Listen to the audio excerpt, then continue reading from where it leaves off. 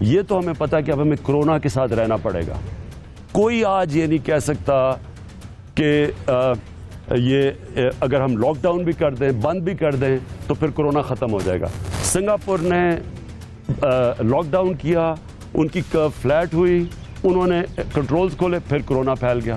سو یہ ایک ایسی چیز ہے, نئی چیز ہے. لہٰذا وہ کہتے ہیں نا کہ ہمیں اس کے ساتھ اب رہنا پڑے گا.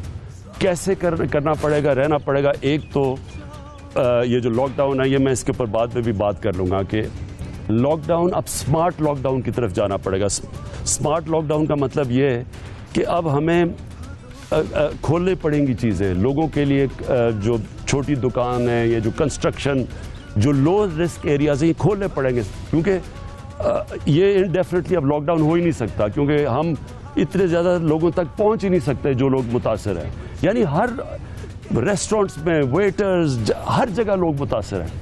تو جو بھی گورنمنٹ کر لیں ہم اتنے نہیں پہنچ سکتے. لہٰذا یہ جو پیسہ اکٹھا کر رہے ہیں, یہ ان لوگوں کی مدد کرے گا جب تک کہ لوگوں کے کاروبار, یہ جو کنسٹرکشن شروع نہیں ہوتی, تو یہ ان کو جا کے فیڈ کرے گا. یہ جو ایکسٹرا پیسہ بھی آئے گا. جو اسمارٹ لاک ڈاؤن کا مطلب یہ کہ ہم جدھر جسے ہمیں پتہ چلا کہ آؤٹ بریک ہے, تو ادھر ہم جا کے کنٹرول کریں, اور باقی ہم پھر ملک کو چلنے دیں.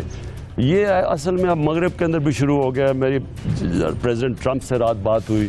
اب ان کے پاس آپ وسائل دیکھ لیں, وہ اپنی اکانومی, اس کو ڈر کہ اکانومی نہ کولیپس کر جائے, اس کے باوجود وہ اب سوچ رہے ہیں کہ پارشل کھولنے کا, کیونکہ سب سمجھ رہے ہیں کہ انسسٹینیبل ہے کہ اگر آپ بند کر دیں گے ملک کو, تو وہ آپ کبھی بھی سارے ملک کی مدد نہیں کر سکتے.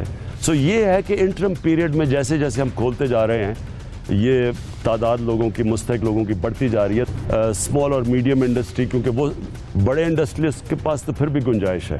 جو چھوٹے کاروبار ہیں وہ بہت, ہمیں خوف یہ ہے کہ وہ بالکل ہی ختم نہ ہو جائیں.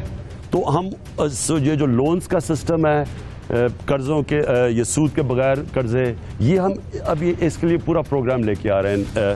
یہ اسمال اور میڈیم انڈسٹری بدقسمتی زیادہ رجسٹرڈ ہی نہیں ہے.